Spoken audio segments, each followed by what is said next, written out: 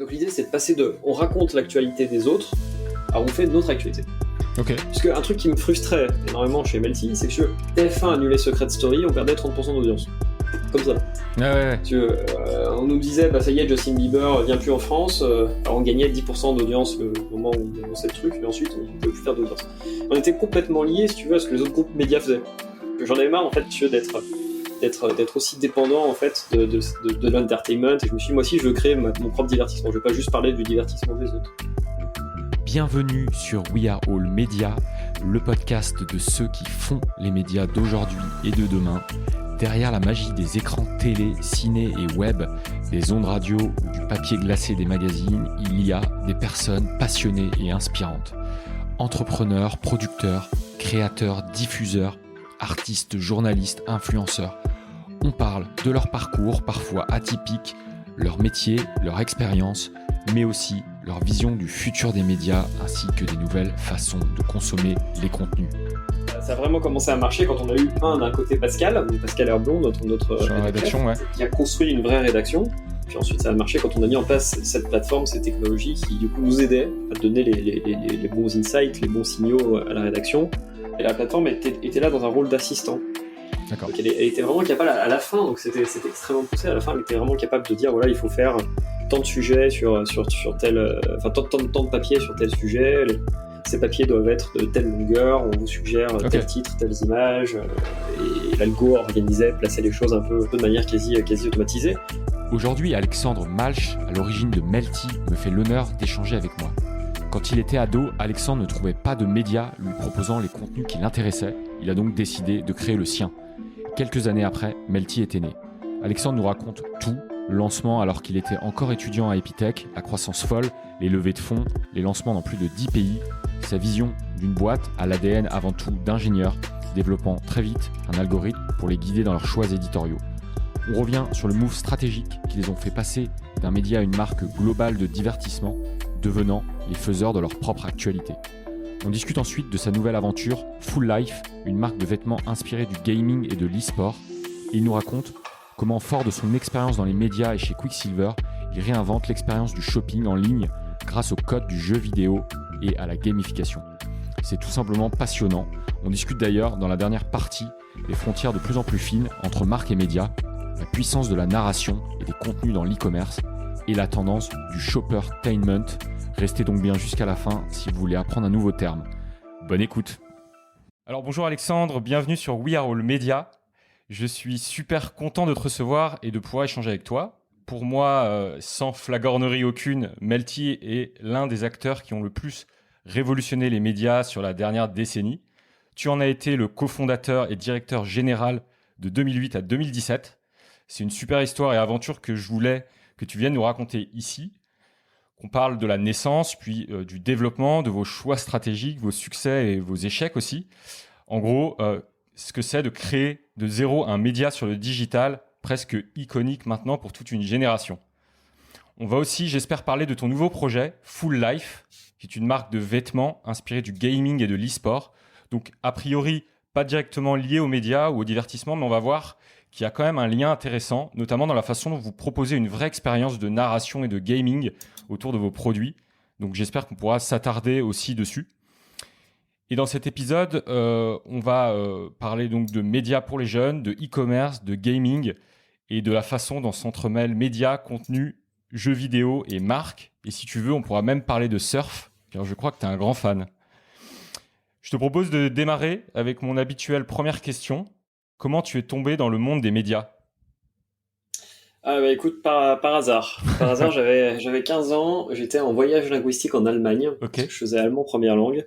Ouais. Je m'ennuyais terriblement et donc j'avais la chance d'avoir un correspondant qui était connecté à Internet. Je surfais du coup un petit peu et je me rendais compte qu'il n'y avait pas de médias pour les jeunes qui regroupaient tous les sujets que tu pouvais avoir envie de voir quand tu avais 15 ans à l'époque.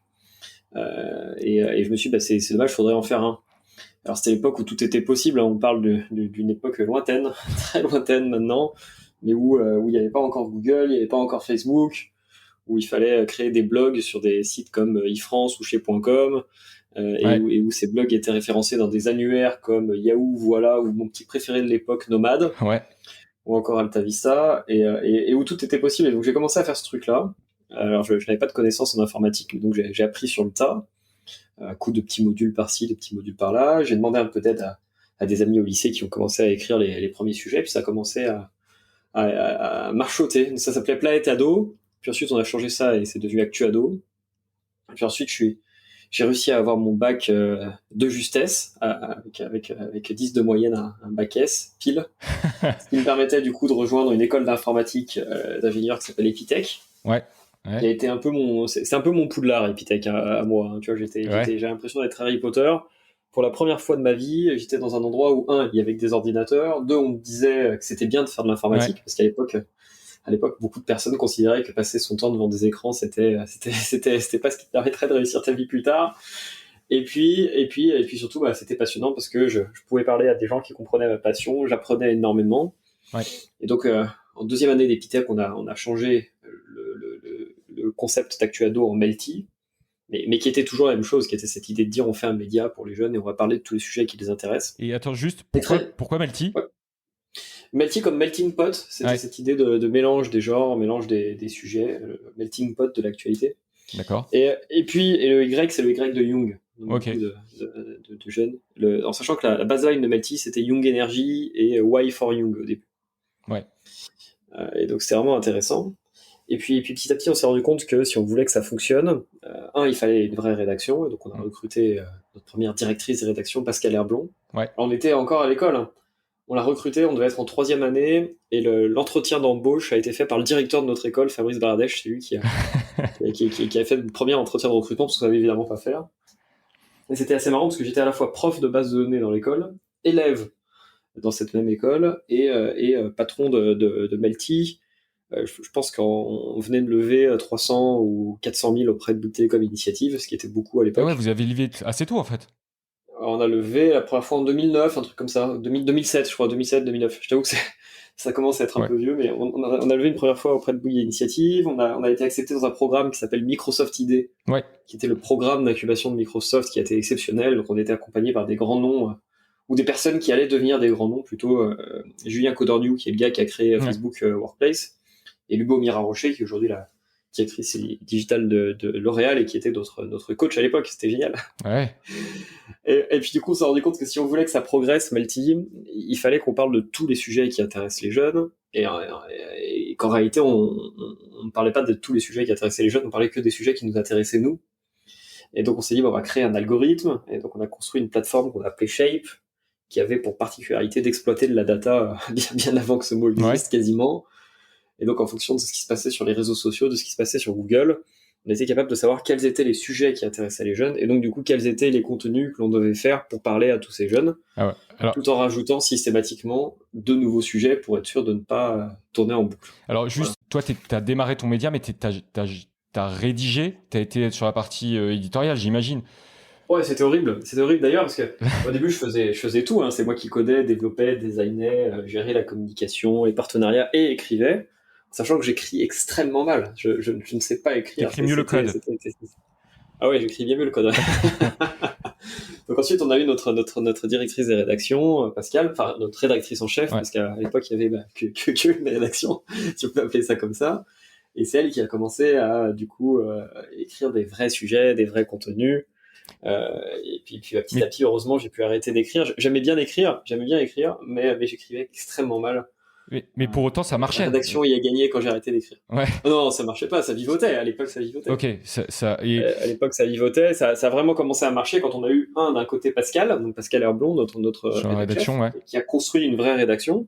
Et très vite, on a eu une dizaine de journalistes à la rédaction qui travaillaient avec elle. Et puis ensuite, ça a marché quand on a mis en place cette plateforme, ces technologies qui, du coup, nous aidaient à donner les bons insights, les bons signaux à la rédaction pour qu'ils puissent à la fois parler des sujets qui intéressent les jeunes maintenant et surtout trouver les sujets qui les intéresseront après. Juste si on peut mettre, parce que vous étiez super novateur à l'époque, Shape, moi j'ai fait des épisodes avec des médias, ils en sont même pas encore là, enfin tu vois, il y en a qui ne veulent pas aussi, mais cool. Il y en a qui veulent pas. On s'est fait bien agresser à l'époque, mais on avait en fait, ce qu'il faut voir, c'est que Melty, ça a toujours été une boîte d'ingénieurs, en tout cas c'était ça, donc Donc c'était cette logique de dire c'est grâce au logiciel qu'on arrive à faire les choses. Et sur la Et donc plateforme, en on est fait, allé très très loin. sur, On est allé très très loin dessus. sur la plateforme, ils voyaient, en fait, donc tu avais en temps réel les journalistes. C'était les journalistes qui avaient accès à cette plateforme ou vous aviez un filtre entre développeurs et journalistes qui donnait Non, non, non. ils Non, avaient non, du coup, direct. les journalistes avaient évidemment accès à la plateforme. Les journalistes avaient accès à la plateforme, mais la plateforme était là dans un rôle d'assistant. D'accord. Donc elle était vraiment capable à la fin, donc c'était extrêmement poussé. À la fin, elle était vraiment capable de dire voilà, il faut faire tant de sujets sur tel, enfin tant de papiers sur tel sujet. Ces papiers doivent être de telle longueur. On vous suggère Ok. tel titre, telles images. Et l'algo organisait, plaçait les choses un peu de manière quasi automatisée. Mais en sachant qu'à chaque fois, c'était un truc qu'on avait fait qui marchait très bien. À chaque fois, la rédaction avait toujours la possibilité de reprendre la main sur la techno Ouais. pour imposer son choix analogique. Donc, à n'importe quel moment, la rédaction pouvait dire, bah non, cette photo, toi, tu me dis que c'est la bonne, mais moi, en tant qu'humain, je pense que c'est celle-là et je la mets. Ou à n'importe quel moment, la rédaction pouvait dire, bah écoutez, tu me dis de faire, je sais pas, 10 articles sur Harry Potter, bah, je vais choisir d'en faire 5 seulement sur Harry Potter parce que je pense qu'il y a un autre sujet que je viens de trouver qui est Twilight et même si tu me le suggères pas encore, mon instinct me dit que ça fonctionnera après. Donc en gros, Et globalement, on avait les 30%, ce qui était marrant, c'est que les 30% les plus précieux ouais. des contenus de Melty, c'était les 30% faits entièrement à la main, basés sur l'instinct de nos rédactions. Et qui, en fait, finissaient par générer beaucoup d'audience, et donc finissaient ensuite par être apprivoisés par l'algorithme et suggérés automatiquement par l'algorithme, et ainsi de suite. Par contre, On a toujours privilégié le côté analogique. l'algo n'écrivait rien, enfin ne Ah, préécrivait rien. absolument pas. Non. Ok. Ça Non, non, c'est. absolument pas. Non. L'algo ne faisait que suggérer des sujets ou que suggérer des améliorations sur des tests de titres, sur des tests d'images, sur des placements. Ouais. Tout était évidemment écrit par nos rédactions et avec un ton très spécial. Alors c'est vieux, hein, je suis désolé parce que Oui. mais Oui. on avait développé en 2012 ou 2013, on avait développé toute une ligne éditoriale de Melty, dont je t'avoue que j'ai oublié le nom, Ouais. mais qui était très conceptualisée. C'est-à-dire qu'on avait genre une centaine de slides qui Ok. t'expliquait quel ton, quelle forme, comment il fallait parler, il fallait arriver à faire en sorte pour qu'on arrive à avoir évidemment l'info qui était le truc le plus important, mais qu'on arrive aussi à créer un vrai style, un vrai ton Melty, Ok. et qu'aujourd'hui tu retrouves partout. En fait, Ouais. ce qui est assez marrant, c'est que si tu regardes à l'époque quand on a fait ces sujets-là, ça semblait révolutionnaire, mais aujourd'hui tous les médias utilisent des assistants sur leur rédaction, que ce soit pour collecter de la data, ou que ce soit pour avoir des insights, Bien ou sûr. que ce soit pour optimiser leurs différents sujets, que ce soit pour le référencement ou autre. Tous les médias aujourd'hui finalement fonctionnent comme Melty a fonctionné. D'ailleurs, je trouve que ce serait très drôle de regarder l'évolution d'écriture des médias, parce que si tu prends par exemple même des papiers comme Le Monde, Mm. comme Libé ou autres, ou ces médias entre guillemets plus sérieux, plus nobles, parce que parlant d'ailleurs de sujets beaucoup plus généralistes que les nôtres, si tu regardes le ton et la manière dont ça fonctionne, ça a été extrêmement inspiré par finalement tout ce qu'on a pu faire indirectement, même si on était nous-mêmes inspirés évidemment par des BuzzFeed ou autres plateformes. Comme Vice. Et justement, toi, quand tu disais je trouvais pas ce que je voulais, tu regardais quoi c'était quoi tes médias quand tu avais entre 15 et 18 ans, tu vois, qu'est-ce que tu. Oh, bah, il y avait pas grand-chose, T'allais tu à sais, hein. l'étranger, t'allais à l'étranger du coup, BuzzFeed et autres. À l'étranger, mais il y avait pas grand-chose. T'avais en fait, t'avais soit des médias très spécialisés, Ouais. par exemple les fameux Allociné et jeux vidéo, qui ont ensuite été rachetés par Webedia. Soit t'avais effectivement, bah, comme aujourd'hui, hein, Le Monde et compagnie, ou les pages d'accueil des annuaires de l'époque, donc Ouais, les Yahoo. Yahoo, Ouais. les compagnies. Mais ce qui était marrant, c'est qu'à l'époque, l'entertainment n'était pas considéré comme sérieux, voire même était considéré comme dégradant. Pour les Et donc, annonceurs, si tu tu veux veux, dire? pour les journalistes, pour les médias, c'était bizarre d'imaginer une, par exemple, n'importe quoi de Yahoo ou de AOL ou du Monde qui parlerait par exemple d'un jeu vidéo, qui parlerait d'un film, ou qui Mm. parlerait d'une série, encore pire, tu vois, les séries à l'époque c'était Ouais. bizarre, ces trucs pour adultes pubères, on comprenait pas trop ce que c'était. Une des grandes spécificités de Melty, ça a été toujours de dire en fait on fait de l'entertainment, mais sérieusement. Et donc on avait parlé de toute une mission, et notre mission donc c'était d'informer et de divertir les jeunes sur tous les sujets qui les passionnent partout et tout le temps, mettre en avant l'énergie positive de la jeunesse. Et on travaillait vraiment très sérieusement l'entertainment. Pour nous, si tu veux, un album de Justin Bieber, c'était une breaking news. Ouais. Une finale de Story, c'était aussi une breaking news. La sortie d'un jeu vidéo, c'était trois jours de live coverage non-stop pour trouver quand est-ce que le jeu allait sortir, quels étaient les bugs, est-ce que les plateformes elles fonctionnaient, quels étaient les tips, comment ça marchait, quelles étaient les réactions des différentes personnes, etc. Enfin, tu vois. Et vous avez Et, des, vous avez, bon. Ouais. Et vous avez démarré uniquement sur le web. Enfin, c'était quoi? C'était un site au début? Ah ouais, c'était vous êtes évidemment, mis- c'était qu'un site. De toute façon, il y avait que ça qui existait, c'était qu'un site. Et puis ensuite, un des grands trucs qu'on a fait et qui aujourd'hui est encore extrêmement efficace, c'est j'ai vraiment considéré que Melty devait être partout. Pour moi, c'est le fait de dire c'est un site web, c'était tu vois, un truc qui me filait des boutons. C'est stupide, ça doit pas être un site web, ça doit être une marque média et cette marque média doit être partout. Tant qu'elle respecte évidemment sa mission, en adaptant ses contenus à sa mission, tout en respectant sa ligne éditoriale une fois de plus.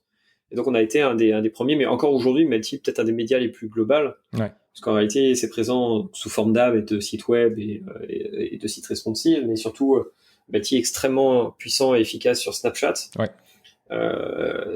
Ça doit faire 5 ans peut-être que Melty est sur Snap. Depuis le début, dans en fait. Discover. Ouais, on était un des premiers médias dans Discover.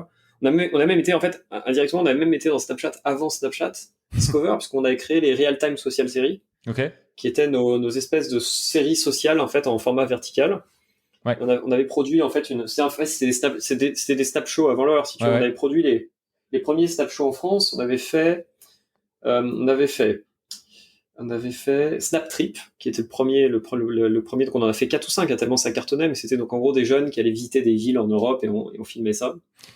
Et donc c'était dingue, ça faisait des millions de vues, hein. Si tu regardes sur Twitter ou autre, c'était 30 à 40, voire 50 millions de vues sur certains épisodes, c'était du délire. Comment ça se montait ça? C'est-à-dire que Snap vous contactait, vous voyez le truc Snap arriver et vous allez les voir Ah non, même pas, ça a été fait, tout a été fait, si on était une boîte encore une fois, de gros hackers, si je prends le terme moderne. Donc, on n'avait pas de sous, on était tout petit, si tu veux, par rapport à des trucs monstrueux comme des web médias. Donc, tout était fait avec des morceaux de ficelle, beaucoup de passion et beaucoup de marketing et une équipe extraordinaire. Donc, le premier truc qu'on a fait, en gros, quand on a développé Melty, on a mis cette techno. Ensuite, le deuxième truc qu'on a fait, c'est on s'est dit, il faut diversifier, parce qu'à l'époque, c'était bien de diversifier, parce que diversifier te permettait de choper plus d'annonceurs, vu que tu avais des canaux spécifiques. Ouais. Donc on a créé Melty Style, Melty Fashion, Melty Buzz, Melty Food, Melty Campus, Melty Extreme et Melty Discovery. Et ça faisait sens quand on l'a fait, parce qu'à l'époque, on ne pouvait pas cibler la publicité, je rappelle. Tu pouvais pas dire, je veux cibler un jeune qui aime le sport, par exemple, ou je veux cibler un jeune qui aime la mode. À l'époque, tu pouvais juste dire, je prends un site qui parle à des jeunes qui aiment la mode, donc je cible des jeunes qui aiment la mode. C'est du média planning à l'ancienne. Ouais. Et donc on a fait ça. Et alors évidemment, ça a marché un temps, et ensuite on s'est fait un peu rattraper par la techno, puisque justement grâce à la data, on n'avait plus besoin de passer par des sous-sites pour pouvoir targeter un sous-segment. Aujourd'hui, si tu veux parler à des jeunes qui aiment les séries, malheureusement, tu n'as plus besoin de Melty, tu peux juste aller sur Google, sélectionner jeunes séries, et tu trouveras des jeunes qui aiment les séries, qui sont potentiellement les mêmes qui viennent sur Melty, voire de manière plus précise. Donc ça, c'était le premier sujet. Et quand on s'est rendu compte du coup que le modèle publicitaire allait switcher et passer du coup de publicité que tu vendais au kilo, si tu veux en direct, à contenu qu'il fallait vendre en fait au kilo en direct. Donc c'est ce fameux brand content, vu que ta publicité valait plus rien, vu que tu pouvais passer par des super réseaux type Facebook et Google pour avoir le même ciblage, on s'est dit qu'il fallait qu'on switch un petit peu, et au lieu d'être là juste en producteur de contenu, on s'est dit qu'il fallait qu'on devienne une marque média globale. Donc on a fait plusieurs choses. Le premier, c'est qu'on est allé à l'international. Ouais. Ce qui était une grosse connerie, mais qui sur le papier nous permettait en fait de mutualiser nos coûts et nous permettait d'avoir un volume plus énorme. Pourquoi Melty, ça a quand même été à une époque on était quand même dans 7 langues, dans 14 pays dans 7 langues, c'est assez monstrueux. On était deuxième en Italie, on était deuxième au Brésil, premier en Espagne, et puis après on était également au Mexique, République tchèque, Pologne, Allemagne, Angleterre, ça a été assez dingue. Mais pourquoi tu dis une connerie alors? Ouais. Parce que quand on a fait ça, en fait, on l'a fait avec nos fonds d'investissement. Et c'était une époque où les fonds pensaient que la valorisation de Melty serait le nombre de pages vues et pas le chiffre d'affaires. Et donc en fait, on a créé en fait ces Melty dans tous les pays sans chercher à les monétiser. En tout cas, en se disant on les monétisera à la marge depuis la France, juste pour créer énormément de volume. Puisqu'à l'époque, on avait des technos tellement dingues et une méthodologie tellement dingue qu'en gros, ouvrir un nouveau pays, ça nous coûtait entre 50 et 100 000 balles par an. C'est-à-dire pas grand-chose. Mais au même moment, le modèle publicitaire a switché. Donc on est passé d'un modèle à la page vue, si tu veux, un modèle où en fait il fallait vendre, encore une fois, un savoir-faire éditorial et des contenus, ce fameux brand content.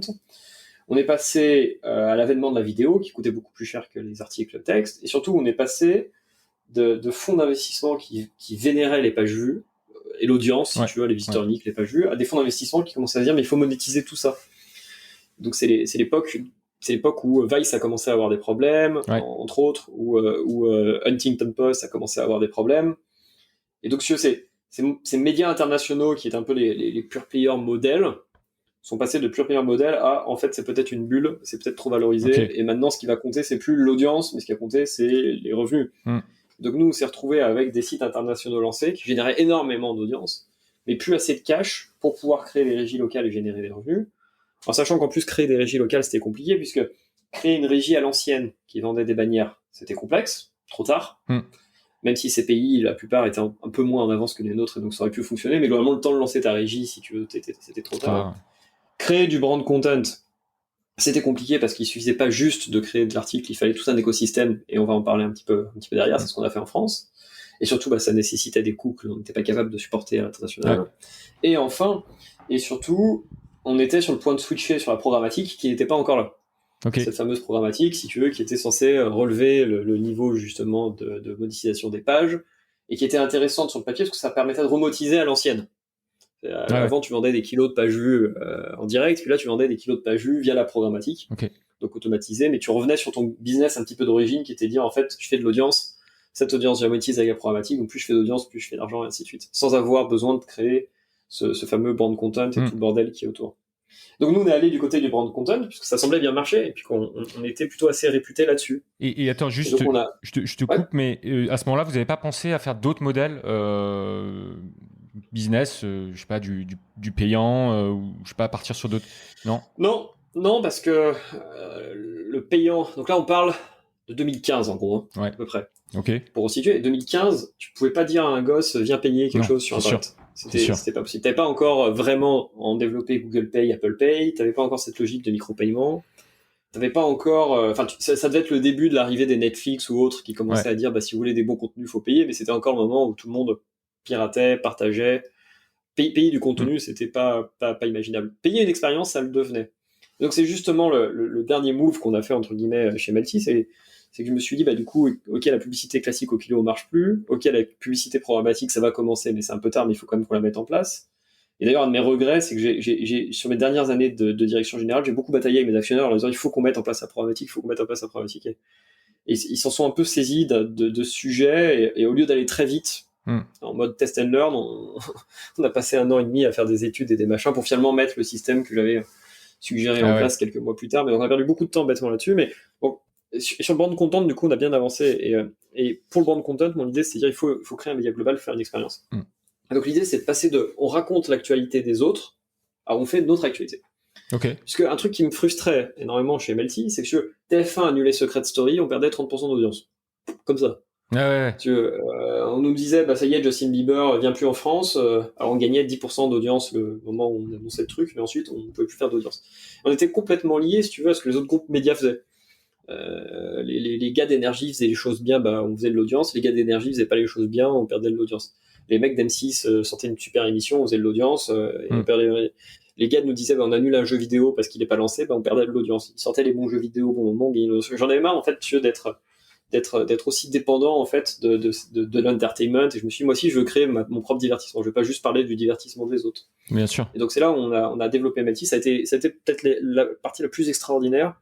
On a créé un truc qu'on a appelé Melty Entertainment, et dans Melty Entertainment on a mis une pépinière de talent, la Melty Talent House, qui a permis de dévoiler d'ailleurs une très grande partie des youtubeurs et des Snapchatters, TikTokers d'aujourd'hui.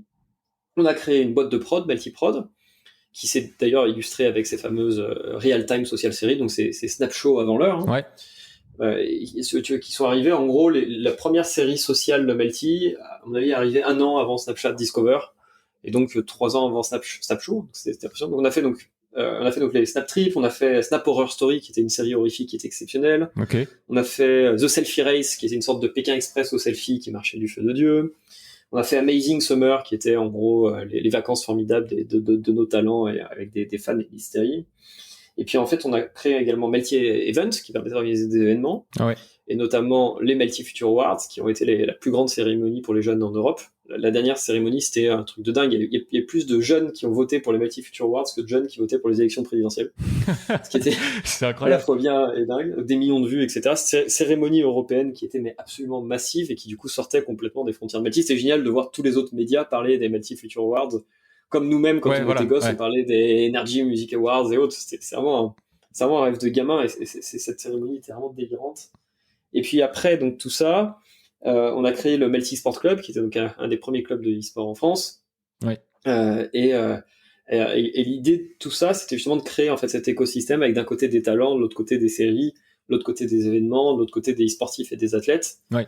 pour pouvoir justement générer du contenu unique et propre à Melty et commencer à aller dans cette logique d'abonnement où en fait tu t'abonnerais pas forcément pour voir les articles, mais tu t'abonnerais pour participer et avoir accès à cet écosystème. Pour être dans une communauté, en fait, c'est un peu le principe des memberships, quoi, qui arrive. C'est exactement le principe des memberships qui arrivent. Et c'était très intéressant. Et puis après, du coup, je suis parti parce que ça faisait plus de 15 ans que j'étais chez Melty, que je me disais que j'avais commencé à me transformer en vieux PDG d'un truc de jeune et que ça m'intéresse pas. Moi, j'avais connu Melty que toute ma vie. C'est la seule entreprise dans laquelle j'ai travaillé à l'époque. Donc, je me suis dit un petit peu comme les gens qui font leur crise de la trentaine et qui disent ça y est, maintenant je veux monter ma start-up. Moi, j'ai fait ma crise de la trentaine et je me suis dit, je veux plus monter une start-up, je veux être dans un grand groupe. Je suis parti de Melty, ce qui m'a fait un bien de dingue. Ça m'a permis de m'installer à Biarritz, de pouvoir justement plus pratiquer ma passion le surf, de construire ma vie de famille, de me marier, d'avoir mon petit Nathanaël. Et puis du coup, je suis allé travailler en tant que responsable digital monde de Quicksilver et de Roxy, les marques de surf, ce qui était pour moi évidemment un rêve de gosse. Tu vois, quand j'étais kids, j'aurais jamais imaginé que grâce à l'informatique déjà, je puisse faire Melty et que je puisse vivre ce que j'ai eu la chance de vivre chez Melty. Puis j'aurais jamais imaginé que je puisse ensuite aller travailler chez Quicksilver à Roxy, tu vois, c'était des délires. Je me suis éclaté pendant 3 ans là-bas. Mais juste, eux, quand ils t'ont contacté, ou je sais pas si c'est toi qui allais les voir, C'était des potes en fait, c'était des potes et je les connaissais parce qu'ils étaient partenaires de Melty, Melty Extreme depuis 2012. Ah oui. Et ce qui était marrant, c'est que j'avais fait après Melty, j'avais fait un peu mon truc bien, tu vois, j'avais fait mon CV, j'avais fait mes entretiens. Enfin, ça a dû te faire bizarre d'ailleurs. Oh, c'était super cool, c'est super expérience. J'allais voir tous les grands groupes. J'ai vraiment joué le jeu bien. Et puis j'étais bien avancé sur pas mal de pistes. Au dernier moment, j'ai eu un déjeuner avec le PDG, l'ex-PDG de Boardrider, Pierre Agnès. Le truc a duré 15 minutes. Il m'a dit, écoute, visiblement t'as pas de taf, tu te fais chier, je te crée les 2 postes, tu viens. Ah ouais. J'ai fait ok. Mais est-ce que du coup, ça les intéressait justement ton expérience média pour une marque? Absolument. Voilà. C'est le premier truc que j'ai construit là-bas. Le premier truc que j'ai construit là-bas, c'est une newsroom qui a permis d'irriguer les contenus sur les réseaux sociaux de Quick et Roxy et de générer des centaines de millions de vues et d'argent sur la plateforme e-commerce. Parce que eux, ils produisaient pas de contenu de façon organisée. Ils produisaient du contenu, mais plus dans une logique saisonnale de marque et moins dans une logique de dire j'ai un écosystème d'entertainment et mes athlètes sont en fait mes héros, mes personnages, mes événements et mes spots de surf sont mes décors. Et au milieu de tout ça, je crée une narration, et cette narration n'est pas que pour entre guillemets, vendre des collections, mais vraiment pour créer cette actualité-là. D'accord. Et puis surtout, ce que j'ai pu apporter, c'était le live et le temps réel, parce qu'il y avait évidemment des films Quicksilver, il y avait des productions Quicksilver, mais qui étaient plus orientées, entre guillemets, web de l'époque, où tu sortais ton film d'1 heure tous les 6 mois ou tous les ans, que ce qui se passe maintenant, c'est-à-dire du contenu en temps réel live en permanence pour irriguer les réseaux sociaux et être visible. Alors, et donc c'était intéressant. J'ai beaucoup appris là-bas du coup d'e-commerce et j'ai beaucoup appris du coup comment fonctionne une marque de vêtements, ce qui permettait de faire la transition parfaite pour Full Life. Ouais. Alors tu manges un petit peu sur la deuxième partie. Je voulais juste te reposer deux petites questions sur Melty. Sur les thématiques et les marques, vous avez la diversification par segment en fait. Tu parlais de Melty Extreme et puis il y a Melty Cinéma, manga, etc. Comment vous choisissiez ces catégories? C'était justement en partie grâce à cet algorithme, ou est-ce que vous alliez chercher des communautés fortes? C'était les trois. C'était évidemment les sujets. Est-ce qu'on pensait qu'il y avait une possibilité de créer des sujets intéressants et que ça allait pouvoir générer de l'audience? C'était par rapport aux annonceurs aussi, évidemment. On se disait, voilà, si on lance Melty Style, c'est donc le site pour les mecs stylés, entre guillemets. Ça va pouvoir nous permettre d'aller chercher quelques annonceurs qu'on n'a pas sur Melty. Si on lance Melty Fashion, pareil, donc il y avait cette logique-là. Et puis après, tu avais bien sûr les communautés. Tu vois, par exemple, Melty Extreme, communauté Surf Extreme qui était très intéressante. Melty Extreme, ça a été lancé parce que, alors déjà, j'étais fan de surf, évidemment, mais il y avait un biais. On s'était rendu compte qu'on était. Ah, il y a un biais. On s'était rendu compte surtout qu'on était très peu lus en dehors des grandes villes. Okay. C'est-à-dire sur toute la zone de la montagne, toute la zone des côtes, si tu veux, les gens nous lisaient peu parce que finalement, les sujets de séries ou autres en VO les intéressaient moins. Donc, par exemple, Melty Extreme servait à ça. On a lancé Melty Campus sur les étudiants, pareil, parce qu'on se rendait compte que on avait souvent une audience plus jeune que celle que l'on souhaitait, et donc on voulait aussi faire partie de la vie étudiante. D'accord. Enfin, c'était super intéressant. Puis après, on a beaucoup travaillé aussi, finalement, peu de gens le savent, on a beaucoup travaillé avec d'autres groupes médias. Si, ouais, c'est ça que je voulais te poser, ouais. Jusqu'à ouais, Virgin jusqu'à notamment. 2017, ouais, voilà, jusqu'à 2017. Alors après, je pense que ça a duré un peu plus après, mais en tout cas, jusqu'à ce que je parte, on éditait Virgin Radio, on éditait MCM et Dune, pour le compte de Lagardère, on éditait Néon, le magazine de Prisma, et on a même édité d'ailleurs pendant 2 ou 3 ans sur le web BFM en tant que prestataire. C'est fou. C'était, C'est-à-dire que c'était la techno de Melty qui servait justement d'accord. pour la plateforme de BFM. Il venait vous voir et le deal c'était en gros nous on sait pas trop faire sur ces audiences là ou sur le digital Ah, c'était ça. c'était ça. On leur fournissait la techno et eux créaient le contenu pour le coup en l'occurrence, mais D'accord. c'était marrant. Donc vous étiez fournisseur de tech quoi, plus que Sur BFM, ouais, l'expertise. on n'éditait pas, on était prestataire technologique. Par contre, sur les autres, donc Néon, MCM, Dune, Virgin Radio, c'était nos rédactions qui faisaient la rédaction web. Ok. Et notre régie qui commercialisait les espaces. Ok. Donc 2 petites questions rapides. Je te l'ai dit maintenant et puis on va les prendre une par une. Est-ce que tu te rappelles le premier euro qui est rentré dans les caisses de Melty? Et 2, est-ce que tu as en tête un moment un peu difficile où tu t'es dit... Premier euro, alors pas vraiment. Parce que je t'avoue que j'ai jamais fait ça pour les sous. Moi, ce qui m'intéressait, c'était le projet. Et donc, je serais pas forcément capable de te dire quel était le premier euro. Je peux te dire juste ce qui était mes premiers euros à moi. C'était, enfin, en gros, quand j'étais gosse, donc quand j'étais au lycée, là, je remonte à donc Planète Ado, etc. Ce qui était marrant, c'est que c'était vraiment l'époque, hein, si tu veux. Et en fait, on avait des publicités pour LCL sur le site. Ouais. Il y a une régie qui s'appelait ComClick. Ouais. Et à l'époque, chaque fois que tu cliquais sur la pub, tu gagnais 50 centimes. C'est fou, c'est Et donc, beaucoup. Hein. et donc c'était énorme à l'époque, c'était énorme. Et donc moi, mes premiers euros, c'était ça. C'était en fait, je demandais à mes collègues de ma classe, hein, si tu veux. Tu vois, j'avais 30 potes, et donc je leur disais, bah voilà, on va tous dans la salle informatique du lycée. Vous Ouais. ouvrez tous les 30 ordinateurs et vous cliquez chacun sur la publicité. Et comme ça, je me faisais 15 euros en quelques secondes. D'accord. Ok. C'était le bon temps, c'était la bonne époque. C'était pas que c'était facile. Je t'avoue qu'ensuite, c'est devenu un tout petit peu plus dur. Et Et période difficile, ouais, bah, il y en a eu plein, hein, ouais, il y en a eu notamment plein. quand on a failli, louper notre levée de fonds en 2016. Ça a été très très dur parce on était en closing, si tu veux. On était censé finir la levée de fonds de 10 millions 2 semaines plus tard. Et au dernier moment, un des fonds nous a laissé tomber parce que les mecs ont changé de stratégie et ont décidé de plus investir dans des startups. Donc on s'est retrouvé un petit peu planté au milieu du guet. J'en parle beaucoup dans mon livre, Il était une fois Melty, de ce passage, parce que c'était assez traumatisant. Ok. D'accord. Bah, Je me suis retrouvé du jour au lendemain à devoir faire une keynote à mes 150 salariés en leur disant tout va bien, vous allez voir, on va faire des choses extraordinaires. Alors que sur le papier, on était en cessation de paiement 2 semaines plus tard si on ne trouvait pas une solution. On a heureusement trouvé une solution, grâce à Marc Simoncini, entre autres. ok. Mais je peux te dire qu'on n'a pas dormi pendant quelques jours. Ça Et ça, a vraiment failli être compliqué. je peux comprendre. Ok. Je te propose qu'on passe sur la partie présent. Tu me parles un peu de Full Life. Ouais. Alors c'est assez récent en plus comme marque, donc je sais pas si tu peux tout dévoiler, mais déjà, moi je trouve le concept assez dingue. Il y a des choses un peu techniques, il y a des capsules, des quêtes communautaires. Alors je sais pas dans quelle mesure tu peux nous expliquer un peu tout ça, mais je trouve Ouais, ça bien super sûr. intéressant. Et ben, l'idée dans Full Life, c'est un peu la fusion de ce que j'ai pu faire, parce que finalement, on reprend l'idée de la narration, le Melty Sport Club, l'entertainment et ma passion pour le gaming lié à Melty, avec ce que j'ai appris chez Quicksilver, c'est-à-dire donc marketing digital autour de marques de vêtements et comment tu crées donc tout ça. Et donc, on s'est dit que c'était amusant parce que tu as aujourd'hui 71% de gens en France qui jouent aux jeux vidéo régulièrement. Et contrairement à tous les autres sports, contrairement à toutes les autres passions, t'as pas de marque de vêtements endémique. Ok. T'as des marques de surfeurs pour les surfeurs Quicksilver, t'as des marques pour les mecs qui font de l'escalade North Face, t'as des marques pour, alors, à l'origine, les pêcheurs, les chasseurs et les mecs qui aiment l'écologie Patagonia, t'as des marques pour ceux qui font du polo, à l'origine Polo Ralph Lauren, des mecs pour le rugby, Ouais, c'est vrai.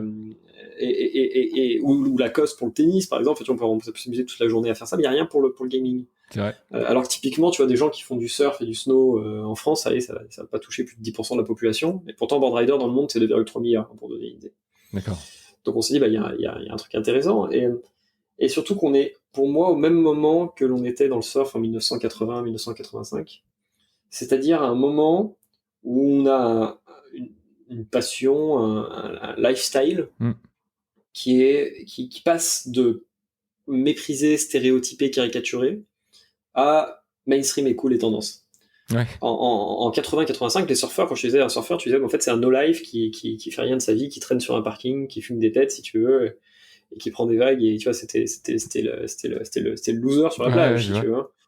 Moi, quand j'étais gosse, quand je disais à mes amis que j'étais en train de jouer à des jeux vidéo ou des MMORPG, les mecs m'imaginaient au fond d'une cave en train de manger une pizza en no-life, incapable de parler normalement à un être humain dans la vraie vie, si tu veux, quoi. Ouais. Et aujourd'hui, c'est plus ça. Aujourd'hui, le gaming, grâce à l'e-sport, bah, c'est des price money délirants, c'est des jeunes qui remplissent les stades, c'est des talents qui influencent, si tu veux, toutes les couches de la société. L'industrie du jeu vidéo est une industrie qui est en super croissance et qui est un succès absolument phénoménal aujourd'hui, qui irrigue toutes les couches de la société. Les séries ont appris du gaming, le cinéma apprend du gaming, la musique apprend du gaming, l'entertainment, de manière générale, est en train de se réinventer dans le gaming et online via, par exemple, les concerts et les shows qui sont diffusés sur Fortnite. Ouais. La narration s'inspire du gaming. Les technos des séries, type par exemple ce que fait Disney Plus aujourd'hui avec sa série Mandalorian, c'est ni plus ni moins que des images virtuelles de jeux vidéo incrustées avec des jeux vidéo un peu d'acteurs. Donc, globalement, on voit que tout ça est en train d'infuser partout. Les plateformes sociales et tout ça, c'est de la gamification, et tout ça, c'est des mécanismes qui ont été créés dans le gaming. Et donc, on est en train de passer de ce truc où tu disais je suis gamer, les gens disaient oh là là mon dieu, pauvre garçon, à je suis gamer ou fan de e-sport, et où en fait t'as peut-être plus de chances de draguer si tu veux quelqu'un dans un bar en disant je suis haut et low sur League of Legends qu'en lui disant je suis classé au tennis, si tu veux, quoi, globalement aujourd'hui. Je suis d'ailleurs presque prêt à certifier que tu as plus de chance, à mon avis. Je pense que tu as un boost de 30% de drive, on va dire. Et donc, du coup, on s'est dit, il faut à tout prix créer cette marque de vêtements qui corresponde à ce nouveau style de vie, qui correspond à cette nouvelle tendance, pour permettre aux gens d'aborder fièrement le fait qu'ils sont des gamers sans être dans une logique de stéréotype, c'est-à-dire sans avoir des gros t-shirts dégueulasses avec marqué I am a gamer, lol, ou avec un logo Atari ou un logo PlayStation ou un gros dragon, si tu veux. D'accord.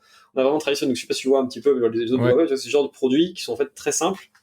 Ça pourrait être une marque comme Carhartt, ça pourrait être une marque comme Lacoste, une marque comme Calvin Klein. Sauf que, tous nos produits sont éco-conçus. Okay. Et très fortement, on a développé des produits avec les plus hautes certifications environnementales via du coton organique. Notre production est faite au Portugal, à moins de 800 km de notre entrepôt, qui lui-même est à moins de 800 km de nos zones principales de vente, qui est évidemment Paris en France. Donc on est sur des circuits courts, on est sur des matériaux organiques et on fait très très attention. On a d'ailleurs pour ambition d'être certifié B Corp à la fin de notre première année d'exercice. En tout cas, on a construit toute la structure pour pouvoir l'être. C'est-à-dire B Corp, c'est un super label, une fondation qui encourage les entreprises à pas être les meilleures, mais à faire les choses le mieux possible. Et c'est dans cette logique qu'on a construit Full Life. On souhaite pas être les meilleurs, les plus gros, mais on souhaite faire les choses le mieux possible. Okay. Et donc, en plus de créer ces produits sur 3 gammes, une gamme core qui sont des produits pour tous les jours, une gamme de drops éphémères qui sont des collections, événements, et une gamme pro pour les plus sportifs d'entre nous, on s'est dit qu'il fallait qu'on crée toute une expérience qui soit propre justement aux gamers, au gaming. Parce qu'aujourd'hui, quand tu achètes un ordinateur de gaming, quand tu achètes une souris de gaming, quand tu achètes même une chaise de gaming, tu as la même expérience que si tu achetais un paquet de petits pois sur Amazon. Ah bah oui, c'est clair. C'est-à-dire globalement aucune. Alors qu'on parle à des gens qui sont habitués à avoir des shops online où tu as des produits de dingue, des trucs légendaires, des machins, des coffres au trésor, des quêtes, des vidéos. Donc on s'est dit, on va faire pareil, on va construire Full Life comme une marque de jeux vidéo. Donc on a construit un univers, mais littéralement le Full Life Universe, avec des lieux qui sont modélisés en 3D, mais qui existent en 3D, donc l'appartement d'un de nos personnages, le laboratoire dans lequel on construit nos produits, etc. On a construit 5 mannequins virtuels, qui sont nos 5 personnages de jeux vidéo, qui ont toute une histoire, un lore, un background. On a construit des quêtes, qui sont soit des quêtes permanentes, soit des community quests, donc ils sont des espèces de quêtes de groupe que tu peux faire.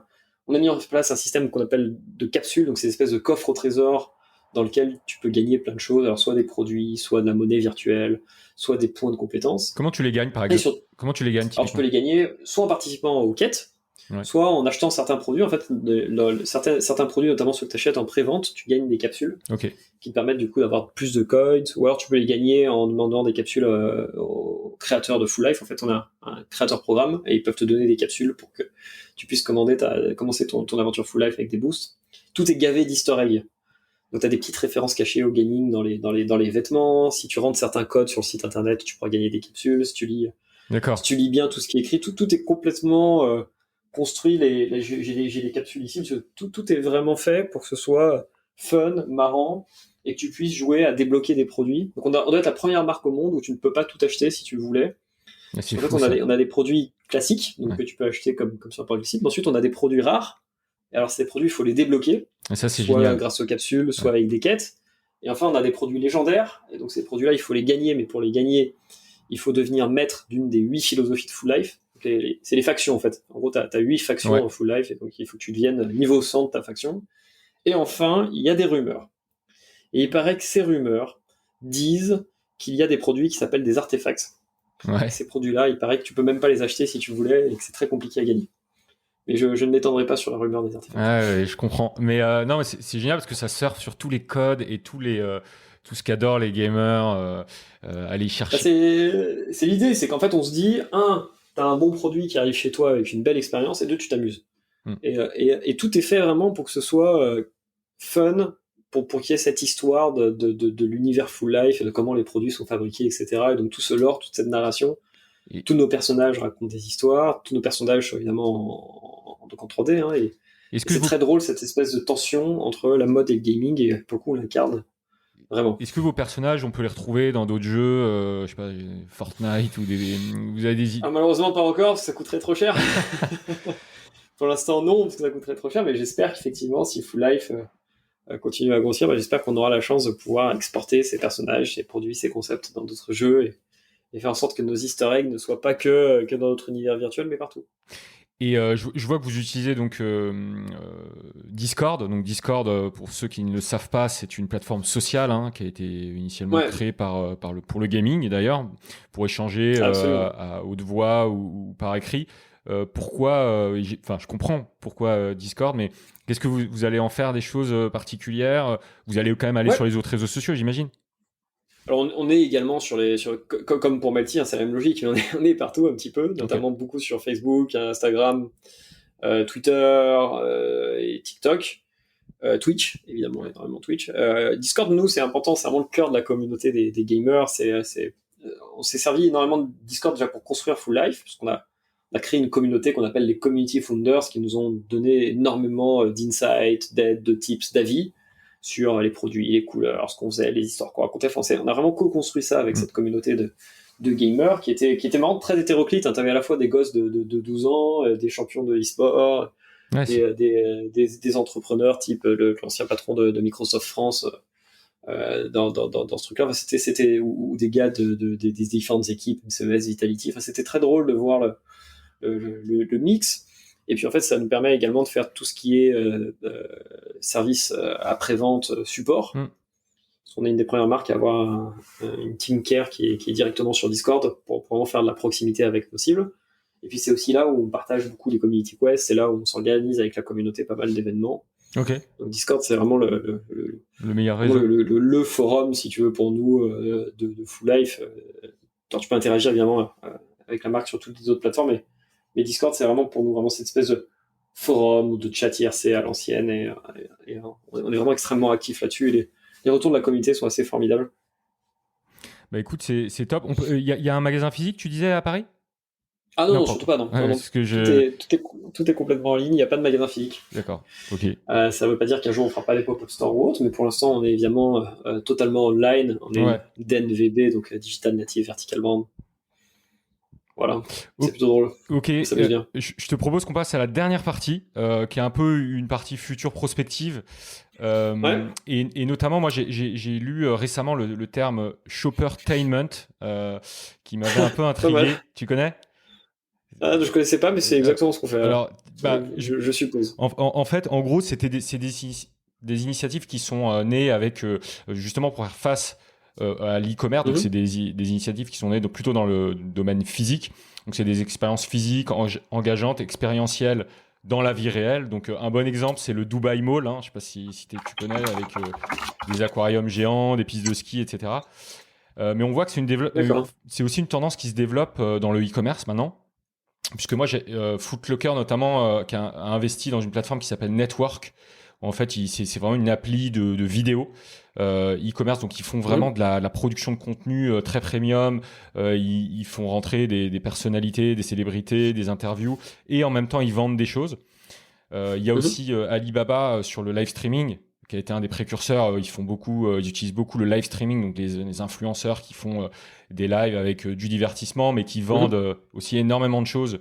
Donc, qui font une espèce d'expérience comme ça pour vendre du produit. Donc moi, quand je vois ce que vous faites avec Full Life, je me dis que on rentre de plus en plus dans ce shoppertainment. Ouais, c'est ça. Est-ce que si on transpose ça vraiment donc au monde des médias, du divertissement, est-ce qu'on peut se dire qu'à un moment donné, on va avoir des Netflix gratuits sur lesquels on pourra choper en direct des produits dans les épisodes, ou des concerts, tu vois, où tu as les artistes entre deux chansons qui vont te vendre un produit, ou est-ce que là on va trop loin? Enfin, tu vois, quel est le juste milieu? Est-ce que c'est des choses que vous regardez? Alors, beaucoup, je sais pas, mais honnêtement, je trouverais ça dommage. Ouais. Et je me suis battu longtemps, justement, et je continue à le faire pour qu'on en revienne à payer les contenus, en gros. Ouais. Moi, je pense que c'est important de payer les contenus. Et donc, je trouverais ça dommage que l'on retourne sur cette logique de dire on offre des contenus pour en échange vendre des choses aux gens. Je préfère un truc sain où tu dis voilà, tu payes ton contenu pour ton contenu et t'achètes les choses. Sur Full Life, on n'a pas la prétention d'être Netflix du tout. Donc, on a plutôt la prétention de créer une expérience de shopping qui est fun. Ouais. Et donc, on crée des contenus autour de l'expérience de shopping, mais ça n'a pas pour but d'être du divertissement. Okay. Et le message est extrêmement clair. C'est dès le début, on te dit, on est une marque de vêtements, et donc nos contenus, ils sont là pour globalement quand même te suggérer d'acheter nos vêtements tout en t'amusant. Après, c'est possible qu'on retombe là-dedans, mais je trouverais ça dommage. Il y a pas mal de trucs comme le live shopping, par exemple, qui avance et qu'on suit et que je trouve super intéressant. Mais moi, je trouve que les réseaux sociaux étaient à l'origine quelque chose d'absolument formidable. Et je pense que c'était peut-être, j'ose le dire, mais une des plus belles inventions de l'humanité récente, qui s'est transformée en extraordinaire désastre à cause de cette idée complètement conne qui a été de dire on va monétiser les gens au lieu de monétiser le service. Alors peut-être qu'à l'époque, les gens n'étaient pas prêts à payer ces plateformes, et peut-être qu'effectivement c'était la seule solution, mais on a dévasté quelque chose qui aurait pu être extraordinaire. Moi, je serais prêt à payer, et j'adorerais le faire pour retrouver le Facebook de l'époque où il y avait juste mes potes et où c'était cool, ou pour retrouver l'Instagram de l'époque où il n'y avait pas cet algo de merde et où je voyais vraiment tous les contenus que je voulais suivre et où c'était cool, si tu veux. Et d'ailleurs, c'est un de mes réseaux préférés aujourd'hui, c'est Twitter, qui est presque resté à peu près le Twitter d'origine. Et je trouve ça bien. Et je trouve que c'est plus cool d'être dans cette logique-là. Les médias se sont complètement fou renvoyés. Alors, Melty le premier avec cette logique de bande content, qui était une connerie extrême. Ouais. Puisque pas rentable, puisque pas le métier des médias, et puis parce que t'arrivais à faire... À la fin, tu faisais des contenus qui plaisaient aux annonceurs, mais qui ne plaisaient plus à tes lecteurs, et tu te retrouvais à payer des publicités sur Facebook et Google pour booster tes contenus, qui en fait intéressaient personne. Enfin, c'était complètement débile, à part quelques exceptions.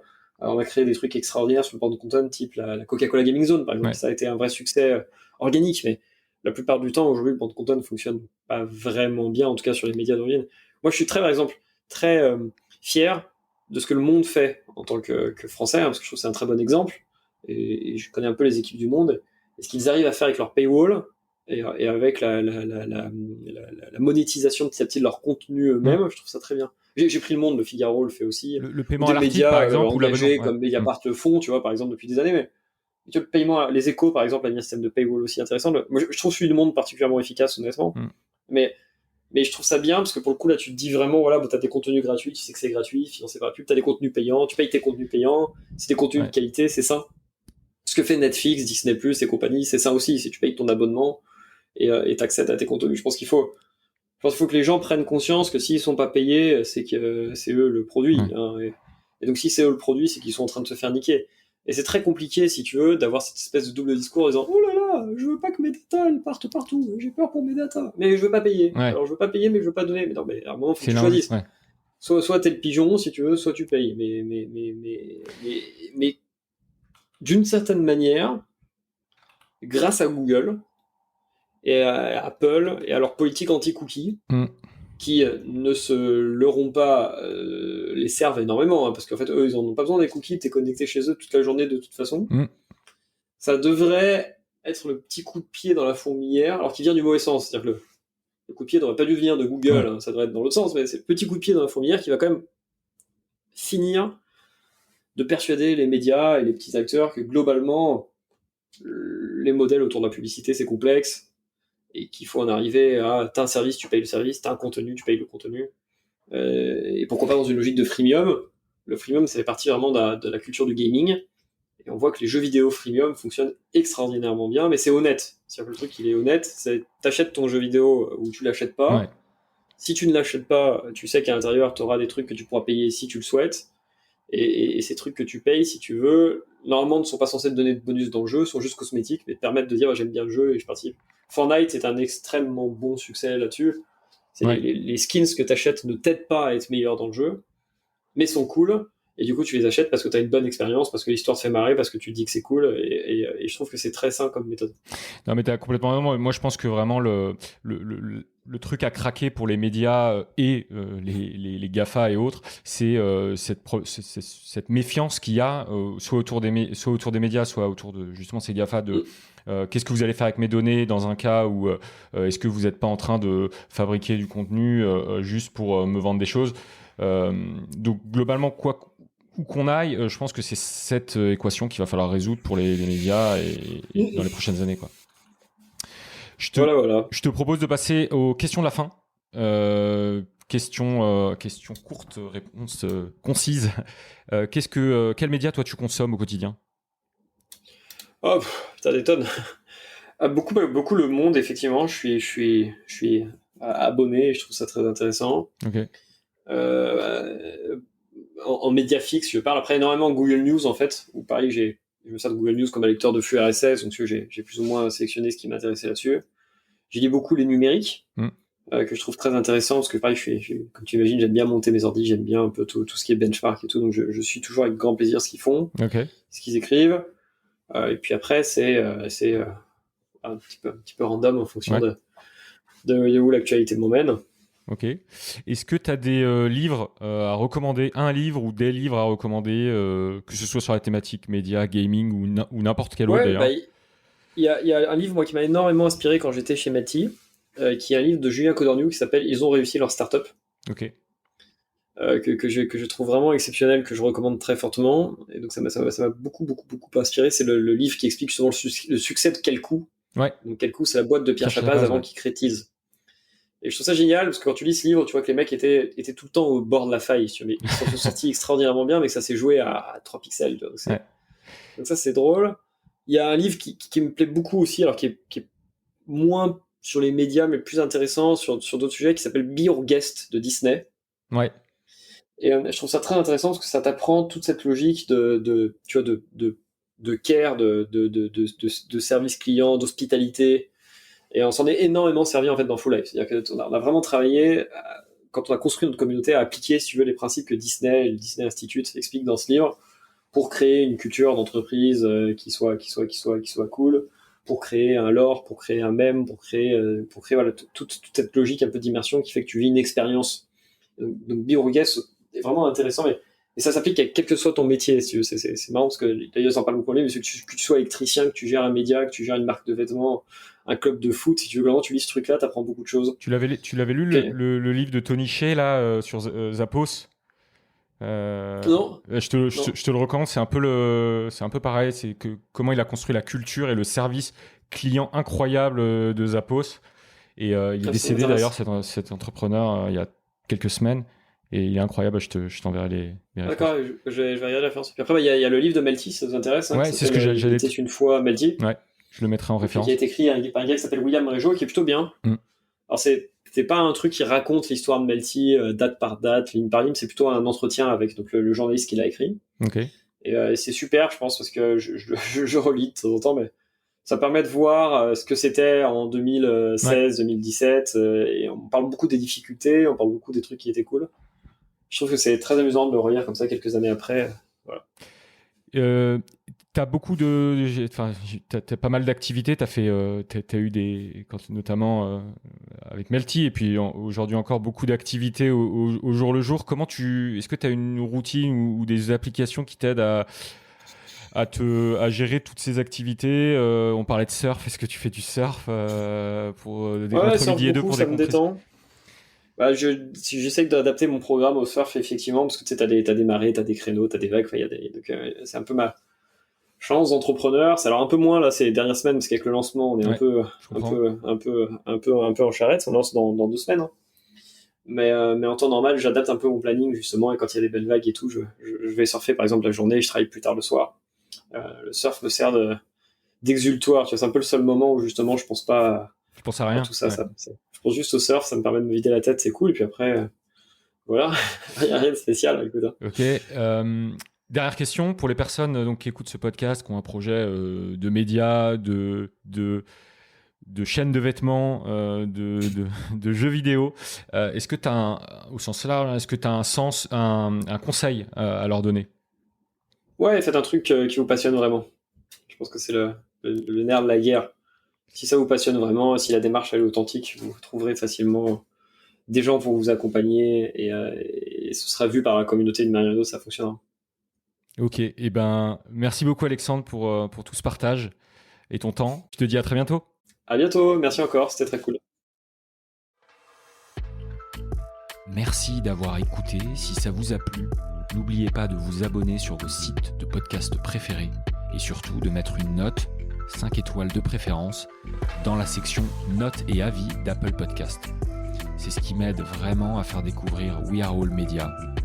Bien sûr, vous pouvez contribuer aussi en envoyant ce podcast à vos proches. C'est grâce à vous et au bouche à oreille que nous pourrons développer ce format.